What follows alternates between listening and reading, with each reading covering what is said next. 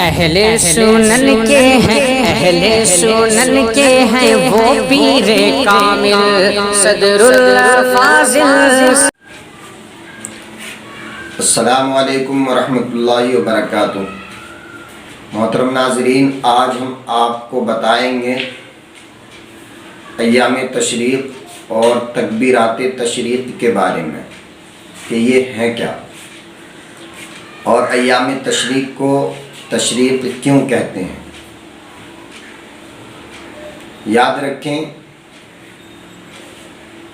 عربی حضرات جب 10ویں تاریخ میں 10ویں ذی الحجہ میں قربانی کیا کرتے تھے تو اس قربانی کے گوشت کو 12ویں تاریخ میں پہاڑ پر جا کر سکھایا کرتے تھے دھوپ کی تپش سے، اور جو قربانی 12 تاریخ 11 تاریخ میں کرتے تھے تو اس کے گوشت کو 12ویں تاریخ میں سکھایا کرتے تھے، اور جو 12ویں تاریخ میں قربانی کرتے تھے اس کے گوشت کو 13ویں تاریخ میں سکھایا کرتے تھے۔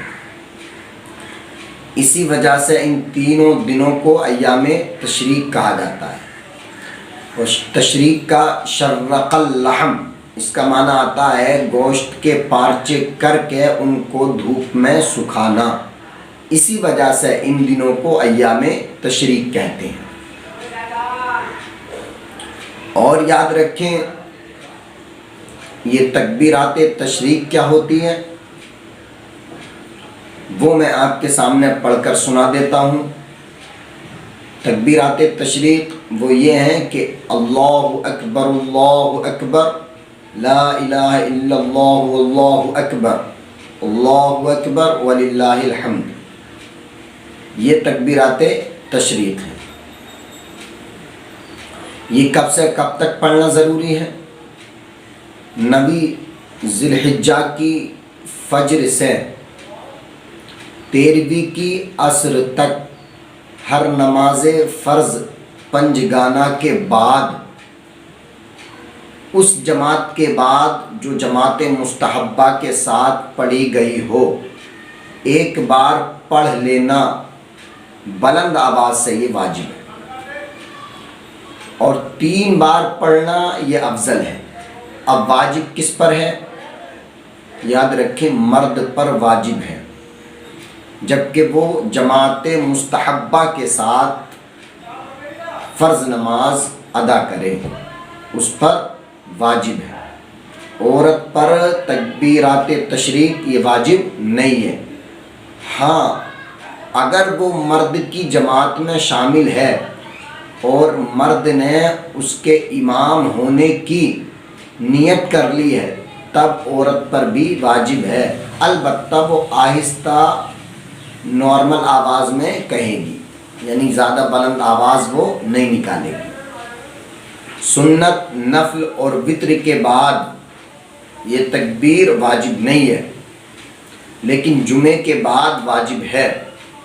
عید میں اگر عید کی نماز پڑھ رہا ہے یا پڑھا رہا ہے تب بھی یہ تکبیر کہہ لے، اس کے لیے بہتر ہے، البتہ واجب نہیں ہے۔ اور یاد رکھو، یہ تکبیرات تشریق یہ کب ہوئی، کس نے کہیں؟ حضرت ابراہیم، اسماعیل اور حضرت جبریل علیہ السلام کی زبان مقدس سے یہ جملے نکلے۔ جب حضرت ابراہیم علیہ السلام حضرت اسماعیل علیہ السلام کو ذبح کرنے کے لیے لے گئے تو بالکل چھری آپ نے حضرت اسماعیل کی گردن پر رکھ دی، تو اس وقت حضرت جبریل آئے اور آپ نے اللہ اکبر کا نعرہ بلند کیا۔ اس کو سن کر حضرت اسماعیل علیہ السلام نے لا الہ الا اللہ واللہ اکبر کہا، اور پھر حضرت ابراہیم علیہ السلام نے کہا وللہ الحمد۔ اس وقت سے تکبیر تشریق کا وجود ہوا، اور پھر امت محمدیہ کے لیے ہر نماز فرض پنجگانہ کے بعد یہ تکبیرات تشریق یہ واجب کر دی گئی۔